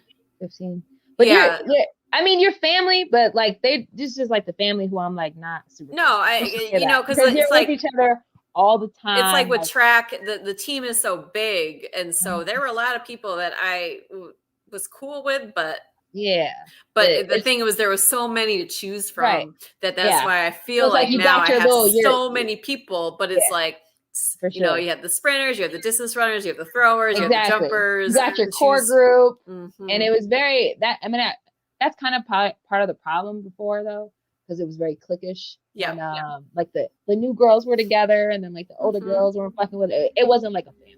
Yeah. But nonetheless, that's when we started kind of becoming one. And we got these young girls in. The bad apples were out. I say the bad apples. If they see this, I don't give a fuck. They were out, and we started to kind of mesh, and then we kind of got at a standstill. Me and the coach were bumping heads again, and we kind of started to decline again and suck my junior year. So very, very tough year for us basketball wise, struggling, and then we kind of turned it all around. Me and the coach, that was the worst year we had together. I was really contemplating like if this was a place to me. But again, I was scared to leave. I was scared to not have a place to go. Yep. And now knowing what I know now, I should have left. But, here we are. It's harder at the moment. In the moment, you don't know. I don't know. I'm first generation. My parents didn't go to school, and they don't know anything about it. Like some of my coaches do. We know very little about leaving a school or even getting into a school. You know what I'm saying? It's hard, yeah. So my senior year, we come out and we go like 4-0 and we're like looking around and we're like, damn, y'all, are we good? Like we don't know if we're good or if the teams we played were bad. right? Yeah. So we're like, damn, are we good? And then we're like, damn, we might be good. And like we keep getting like better and like knocking teams off. We're ranked at one point, like ranked in the nation, like number 2 in the nation. Nice. One of my teammates was like ranked like number 5 for 3-pointers in the nation. And we're like, damn, we're good. So we start rolling. We're spanking everybody's ass. Conference games, cross games. We were the GLVC, Great Lakes Valley Conference, and we play teams like in the GLIAC. These are all Division II conferences. Yep. We're the only Division II school in Illinois. Oh. No, not in Illinois, in like the Chicago area. Sure. Okay. So we didn't play any local schools, but we played like across like Michigan schools. Okay. Yeah. I'm sure you know some of them.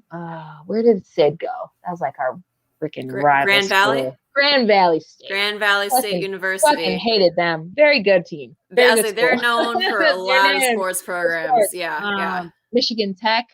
Okay, yeah. That's where Shannon went. Shannon went to Michigan Tech. Yeah. Fair State. We played a lot of schools in that area. Oh yeah. Wayne State. Yeah. D-Town. Yep. Definitely. So but we spanking everybody's ass. Right? We win conference.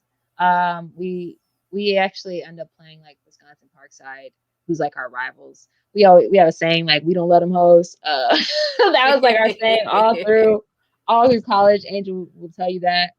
Hated them just because they were our rivals. They're right there. You know, I hate Wisconsin to this day because of them. Like, I hate Wisconsin. Like, so Wisconsin Parkside. No, I'm just playing. It's all love. Good, healthy, rivalry. But we end up losing to them. We had beat them 3 times in the season. We ended up losing to them and ending our season. And I just was like, I knew I didn't want to be done playing basketball. Right. Because I always wanted to. I was like, I want to go play in the WNBA. We thought I was gonna be taller, mind you. My brother was 6'8", so I'm like, they're like, I'm at least gonna be 6'3". And then when I was like 5'9", I'm like, wait, keep it coming. No, I was tall early, and I'm like, okay, 6'3", at least. Like my body is built to be 6'3". Right, because you have long arms and long legs. Long legs, and then it just stopped. And it's like, I'm done. What happened? Thank you. And then I thought I was gonna be this post player, this lanky post player, but nonetheless, I'm a guard, right? So school's over with. We had a really good year. Like I said, we won conference again, and just didn't make it very far in the NCAA. Sure. And then I graduate and I start working a regular job, and it's the worst fucking thing ever in life. At the time, like we talked about this. I feel like I was depressed. You go from doing this sport 100%. every single day, working. That's your life. That's your life, and then all of a sudden it's just done. So I'm playing in all these local leagues. I'm playing like semi-pro. I'm driving to the city twice a week to play in these leagues. I play for a team called Chicago Steam. Okay. And it's like a semi-pro women's team based out of like the South Burbs. I'm driving to the South Burbs from where Six Flags is. Yes. Six Flags is. While I have a regular job that I'm working every day, 8 to 5. And I'm driving during the week. But this is just like, I'm still like yearning, for this. No, yeah, I hear you. So I'm playing, and then the coach for the Chicago team, he ended up being like a shady ass dude, but he was good for one thing. He did connect me with some agents to play overseas. And before I went there, I started playing the bikini basketball. Hey girl, hey girl, that's another hooper. Man, we gotta get her on here. I'm sure she's got some stories. Oh, a couple of them who played in the flag league. I think like Shabria, maybe Tisa and Lydia. They all played like college together. So that would be a good show. But there's a lot of people on the list that I want to get on here eventually. If you think you should be on the list, you're on the list. Exactly. Or hit us up and we're gonna put you on the list. Sure. Yeah. I don't care. But yeah, so I before I got connected with the agents, it was kind of in the works. Mm-hmm. But before that, I think I saw it on like Facebook or something about this bikini basketball league. And bikini basketball, it's kind of like it sounds. You're not in actual bikinis, but you're in like volleyball spandex and like a sports bra.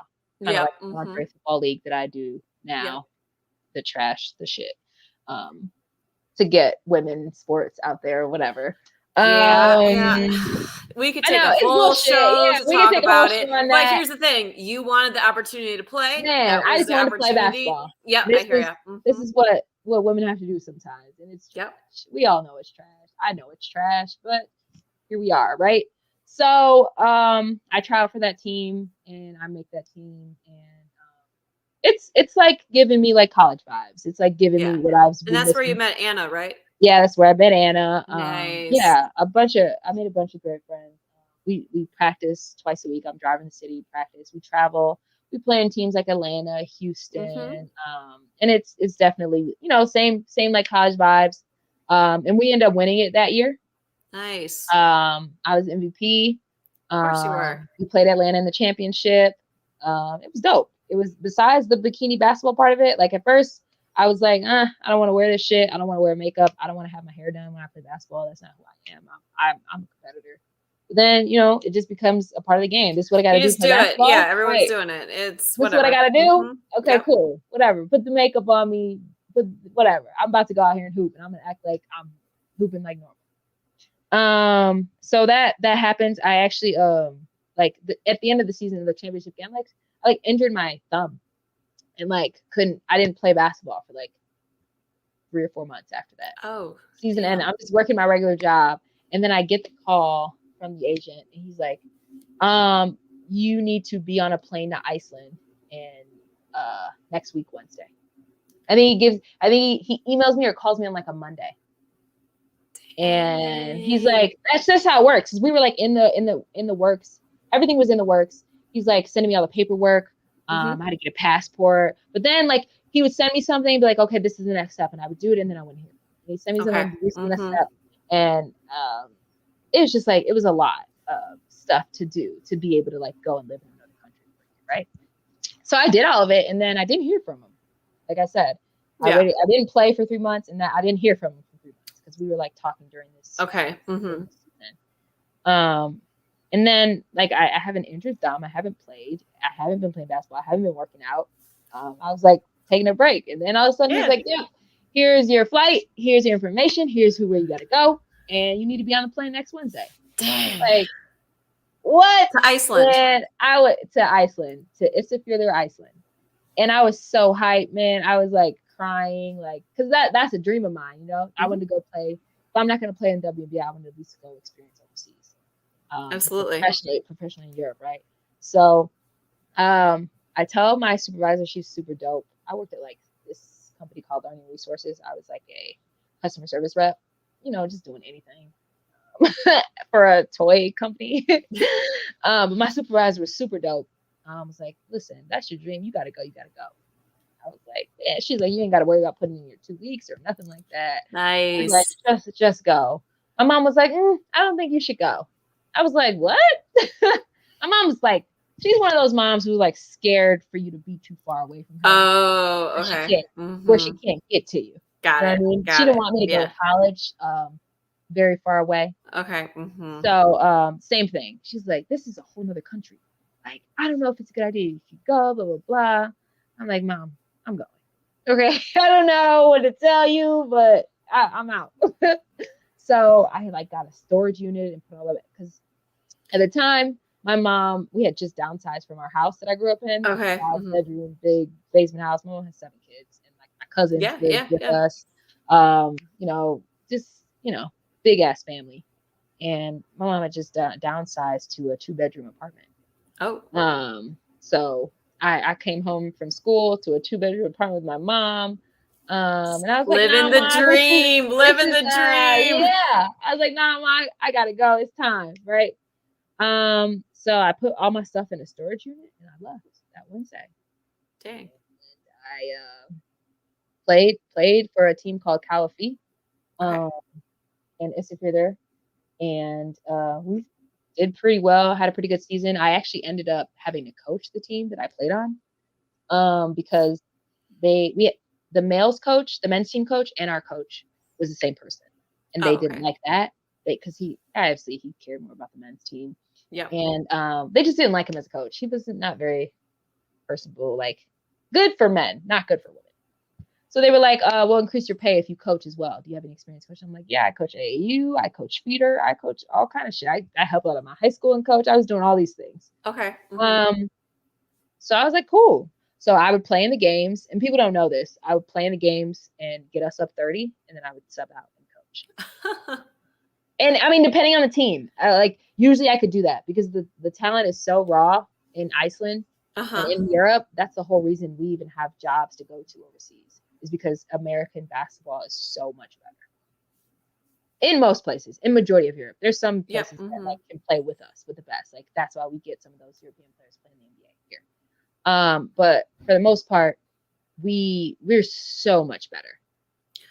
Was it one of the leagues that limited the number of Americans you could have on the team? Yes. So my league could only have one American per team. Oh, and if only you had, one?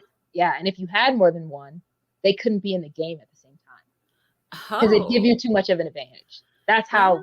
That just goes to show you how much the gap from America to Iceland is. So was everyone else on your team from Iceland, or could they have been from like Germany, England? No, it couldn't be anyone else. It wasn't just American. It couldn't be anyone from anywhere else. Oh, so just one foreigner. Okay. Yes. Okay. But especially American. It would be the Americans. Yeah. Yeah. Mm-hmm. Yeah. Let's be real. Our men's team had a Serbian and a Macedonian guy, and they couldn't play. Well, the Serbian played a lot more than the Macedonian guy, and they couldn't play. And they couldn't be in the same time. Interesting. And like the way Europe works, they don't have high school sports and they don't have college sports. So everybody plays on one team. So I had a 13-year-old and I had like a 41-year-old on my team. And we're all on the same team. And like, just if you're good, you play. If you're not, you don't. You know what I mean? It's definitely a culture shock. It's definitely different. That's weird. One of the hardest things to do is when like those close games, I would have to coach and still play. I couldn't sub out and coach the girls after. And that was just the hardest thing for me to do, just because when you're out there, you can't see the big picture. You can't see like shit wasn't working. And I'm like, you can't. I couldn't figure out why. I couldn't pinpoint what wasn't working, what was working. And I was just out there winging it. So I had to get some help. I would have like coaches come in, people that I was just like meeting in that basketball world out there. Right. Yeah. And I'd have them come in and sit on my bench and like help me. And like coaches from different teams that I kind of built relationships with, I would have them come and help me in big games that I knew I'd have to play the whole game. We ended up, we had to win our conference in order for us to like move up to the top conference, which we would have got killed in afterwards because the team I was on was like a very small town team. Kind of just rebuilt it. It was kind of built around me and another girl who's really, really good. Icelandic girl who's really good. And like played on the national team, like the 15. Okay. So she was very good, but still they're very good is like, she'd come here and be good, but like not. Yeah. Exactly. If that makes sense. Very good player. Yeah. Her younger sister was on the team. He actually lived with their family for like the first 2 months I was there because my apartment wasn't ready. They gave me a car, 2 free meals a day. I ate at the high school with the high school kids. And then I had like dinner at like this little, there wasn't many options in the town in Isafjord. There was like 4,000 people.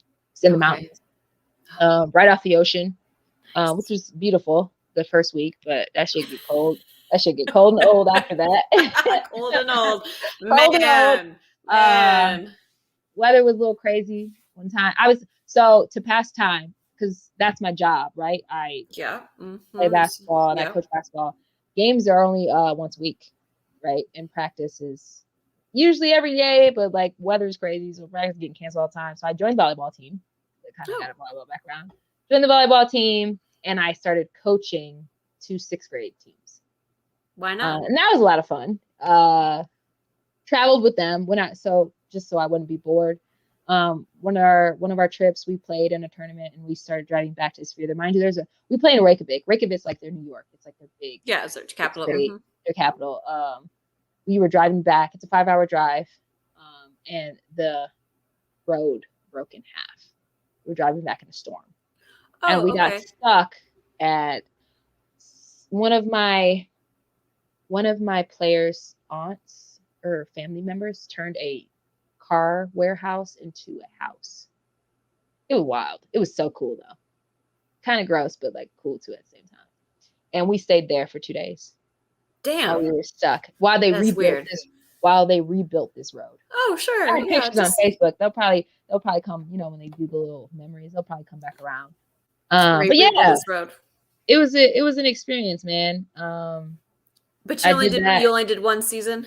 I did one season. Was it just because you didn't want to do it again? I didn't want to go back to the cold loneliness. Okay. Yeah. So I was trying to go other places.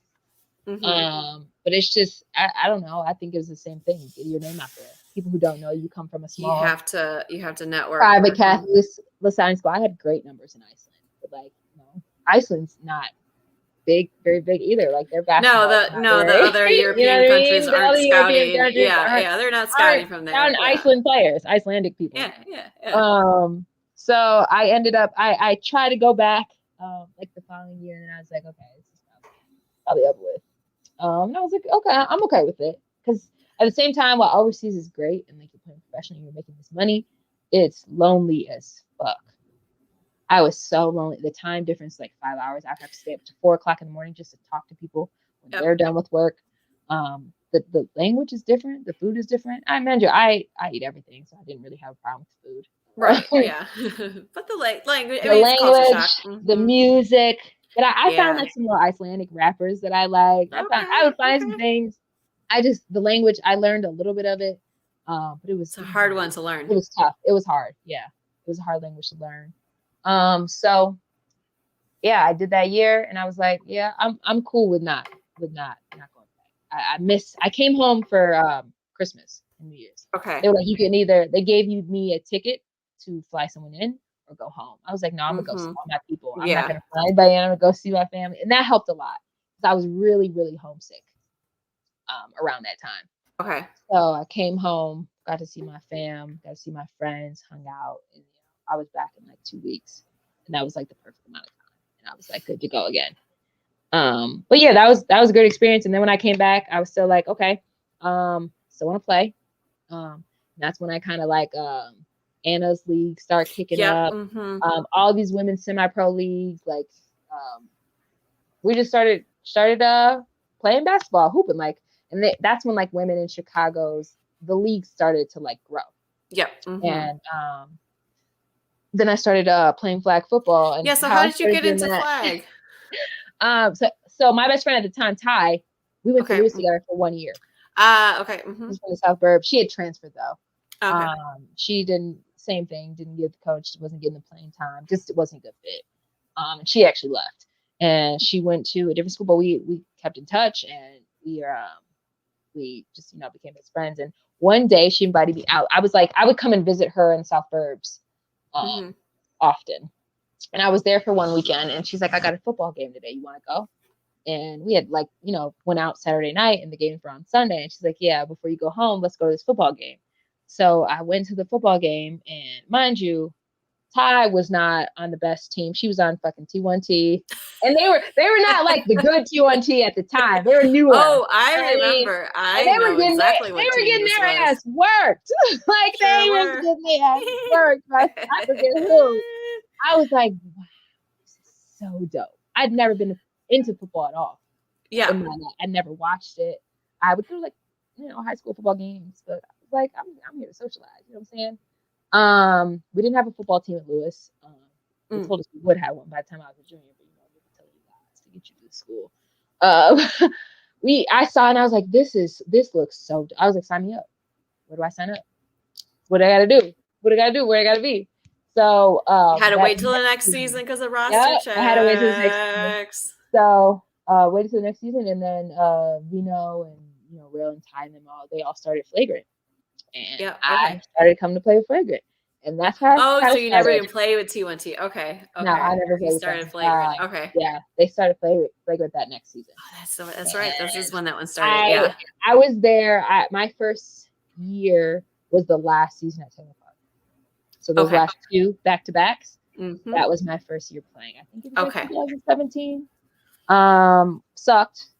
Same as you, couldn't catch a fucking cold in a snowstorm. Sure couldn't run I didn't know anything about football, but I was an athlete. I played defense, Yep. And I would make plays. You know what I'm saying? Like catch pick. Nobody knew who I was, so trying me. I wish they would do that now. I never get any picks now. But yeah, I couldn't catch. I didn't know anything about football, and then I didn't live in Chicago, so I wasn't getting no work. Okay. So then I moved here, and then that's when flag football started kicking up for me. I'm going to workouts. I'm playing on different teams. I'm playing women's league now. You got into women's. I'm going to nationals. My first year we lost it. My second year we won it. Yeah. And we won women's and co-ed that year. That's right. Yep. We create Dora. Dora's. We 3-peat champions. Nobody's done that before. Okay? That's awesome. And then the pandemic hit and I started traveling, and like these teams are reaching out trying to find players. Flag football got big traveling wise when the pandemic hit. Okay. It was the only thing we could really do because it was outside still, so you didn't have to be indoors. And a team hit me up. They like asked questions about like asking around, like who's good, like who do you have? Do you know would And I think Shannon mentioned me to them. Yeah, probably. It's kind of been history ever since. I've been traveling with they're based out of Cali. They're called Chi Unit. Yep. Travel with them. Dora, we travel, we play nationals, we travel in different leagues, and I play co-ed, and now football's like my shit, like football, like basketball. And you play, and you have the Bliss. You have the Bliss as well. Bliss. Yeah, so I did that. And that's it's not the lingerie football league anymore. What does it stand for? Legends Football League, and which is, I don't know, it's not lingerie. It's supposed to be like shorts and like, I mean, shit, the last two years ago, they gave y'all capris. Y'all had actually pants on as an option. So I didn't play that season.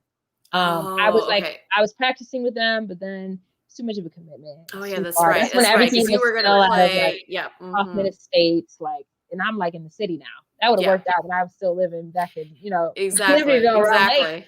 But I'm in the city now, so it was a big commitment, and they don't pay you. People think that you get paid. They don't pay you. We don't make anything.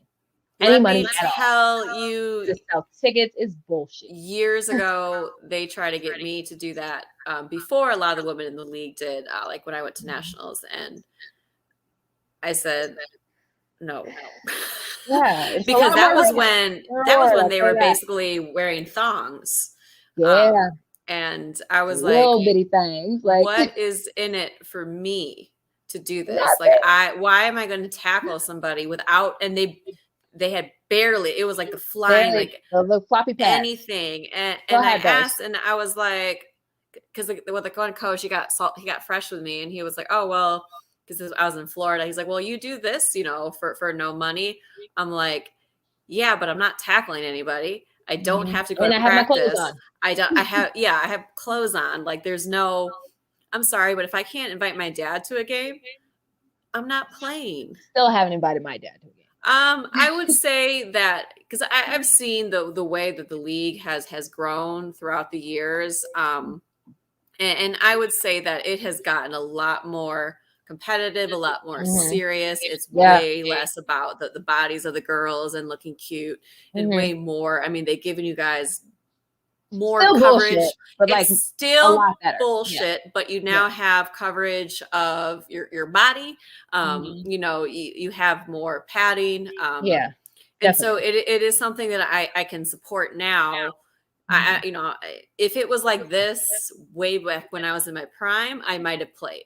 You know what I mean? But then it was like a bunch of girls looking cute, and they were trying to get real football players in it. So they're trying to get people like myself, and I was just like, they told me I didn't even have to try out. Oh, he was like, really he was basically like, I was like, oh, well, aren't tryouts already? He was like, no, like you want to play safety, right? And I was like, I mean, yeah, I would, because that's what I played when we played women's, but I love to play safety. But I was like, no, because I was like, what's in it? And he goes, oh, you can get exposure. I'm like, exposure for what? Exactly. This was before Instagram was a thing too. I'm not a model. I don't do selling ads. I work in insurance. But that's what they're hoping to give you out of that. Like, you get a sponsorship or some shit like that. Now with Instagram and the way everything is, things are set up where you guys can do stuff, promote yourself, and make some money off of it. For sure. Yeah, no, I am definitely a fan of the league now. and I like the direction it's going. Back then, Mhm. I knew. I told them no twice, 2 different times. I was like, no, Yeah. no, I'm not doing I this. feel you. I feel you. And it comes with a lot, but it's fun as hell. Games are lit. And that's the thing. It's fun. Playing with your girls, like it's fun. It's a lot of risk, not that much reward, but it's fun. And Sid might throw a chair at you. Sid might Love throw you, a chair. Sid. Love you, Sid. But yeah, it's like the more football I play, the better I get. Yep. So it's workouts. It's Sid runs it like a legit, like a professional team. Yeah, Working and, out, and working you know, conditioning. I play with So did Sid Hack. for I play with Sid for years on movement, and I absolutely loved playing with him. You know, we definitely would butt heads with him sometimes because he's stubborn as all hell. Same. Me and Sid, we both had a lot, but I love Sid. But you know what? When you have that respect with him, Exactly. I found him a wonderful coach. I loved playing with him. I really did, and so I could definitely like I said, if it were me in my prime and you wanted me to come on a team and Sid was coaching, I would have been like, yeah, let's get it. Let's get it. Let's figure this shit out. So we had a season of that, and then the pandemic hit, of course, and they canceled the season, and they canceled the next season. So we have trials coming up on the 29th. We're just starting to work out again. They rebranded and called it the X League. I don't know what the X stands for. It's very new. We'll find out. We're now the Chicago Blitz instead of the Bliss. So yeah, my bad. I know this, and BLISS. You know. So yeah, I'm looking forward to it to see what it'll bring. We sucked when I played. Very bad situation. Our coach quit. The first game. So Sid had to come in and try to, do the best that he can. A bunch of girls who never played before, never played tackle before. Oh, hi, this is Nala. Hey, girl. Baby girl. Hey, Nala. She's like, hi. She's like, all right, you've been doing this for a minute. I know. My Nala, we have dogs with the same name. My Nala has been asleep the whole time. Hey, mama. But yeah, they were asleep, and then now they're like, okay, what you doing? They're like, hey, lady, this is right. This normally is wrapped up like 10 minutes ago. So exactly. So yeah, that's my journey. I'm looking forward to nationals in a couple weeks. I'm actually going to 2 nationals. Right, you're doing both, right? Orlando, yeah. I'm going to UFFL, and I'm going to FFWCT, which is in Tampa, and UFFL is in Orlando. And then Bliss has trials on the 29th. So anybody who wants to come tackle and wearing some little shorts, I know it's bullshit, but if you want to come play and have fun, come through. The girls are good. Girls are good. Your team Sid's crazy, but he's great. Everybody's great. You're going to get some work. You're going to learn a lot about football, a lot about yourself. It's lit. So, and then, some basketball leagues coming up. I'll keep y'all posted on that. Yes. We're doing the football thing majority right now, but we still dibble and dabble because basketball is where the heart is. So, I hear ya. That's my story. That was my journey. And yeah, that's what I got for y'all on this. I love it. First show of 2022. Okay. In my closing words, one thing, I know you're not really a big book reader. I am, and I read a book called Grit a few years ago, and it was by this woman. She was pretty much trying to determine what made like some, I think it was in the Navy cadets, go through and pass, and why some people quit. It was I can't remember what the Navy, that prestigious one, the college, and there was this X factor that she called the grit, and it's kind of the story. The people that have this are the ones that can really go through. They're this, and you can't really teach it. It's kind of like the innate fire. I know that I am a very gritty person. It's just that like.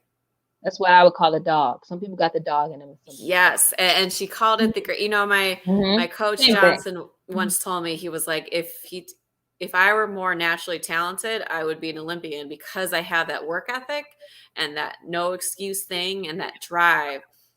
Part of it, you're like, oh, I'll never be good enough. But in the same sense, it's like, you're like, that man, I got that part. That I'm doing the best that I could ever be, and I see that in you. You definitely have that same. Oh, thank you. That same fire that makes it that X factor of athletes. Thank you. I appreciate that, man. I'm just, Much I'm out respect. here a dog trying to get a bone, Ain't that the truth? We all do Hey, the best that Britton, we she wants a can, man. bone. Sorry. She said what she said after dark. Oh, Oh, no, Lord. I appreciate that. Let's finish with some Thank you. shout outs, though. Give us some little shout outs. All right. Shout out to everybody at Chicago Clubhouse Podcast. We appreciate y'all. Shout out to the fans, everybody who's watching, everybody who's tuning in, commenting. We appreciate y'all. And just, shout out to everybody who's trying to do something positive in this new 2022, man. We got a lot of shit going on. This pandemic look like it's kicking up again. Everybody, I know everybody's doing the best we can, man. So shout out to y'all. We making it through, right? We making it through. We doing our best. Go ahead, Sherry. All right. Yeah, shout out, to our Chicago Clubhouse folks. Sorry I fucked up the StreamYard posting shit a little bit. I'm gonna be great though next time. Right. I also, this kind of semi-random, but I just thought about it, the crazy shit going on.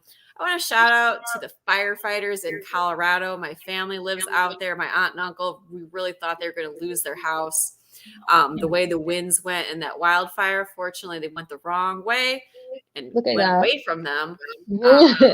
But, I heard a lot about those firefighters out there holding the lines out there to no one lost their life, I believe, is the official tally. Colorado is, like I said, I got my sisters out there, my aunt and uncle. So that is one of my places that I have family.